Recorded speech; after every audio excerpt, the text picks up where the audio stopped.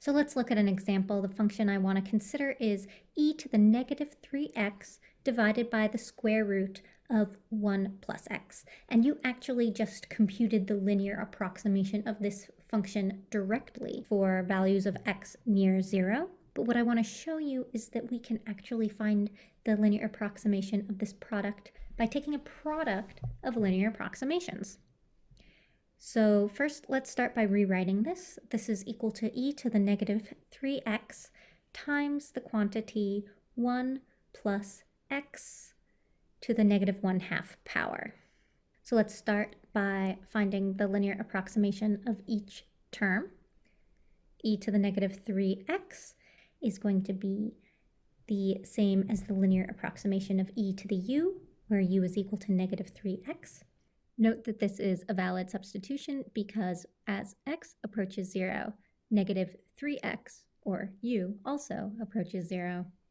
So this is approximately equal to 1 plus u, which is 1 minus 3x, and a linear approximation for 1 plus x to the negative 1/2 is given by 1 minus x over 2.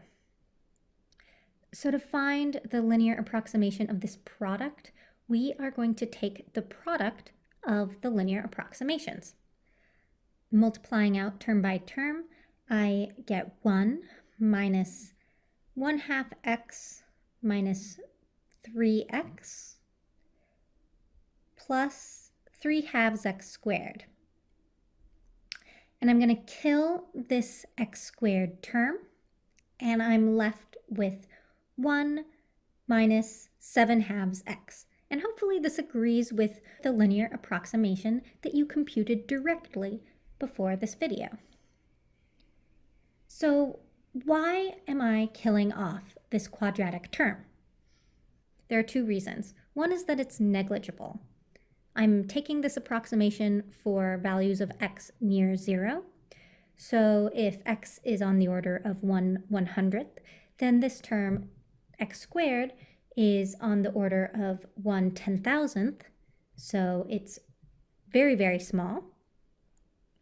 And the other reason that I'm getting rid of it is that it doesn't make any sense. It doesn't have any meaning. This quadratic term is describing some curvature, but this isn't the curvature of the function in question. If we wanted to describe the function with more terms and as a quadratic, we would have had to start with quadratic terms for that to make sense. This is very similar to when you are making measurements and using significant figures. If you have two distances measured up to two significant figures and you take the product to find the area, you might have a number with 4 digits in the product, but only 2 of those digits are significant. And this comes from the inherent error in your measurement, that product measurement only makes sense to 2 significant figures. It's the same here.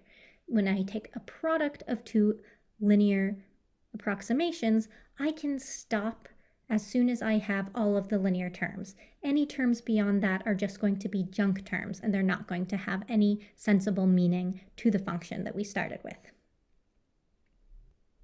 This wraps up the tools and tricks for finding linear approximations of complicated functions.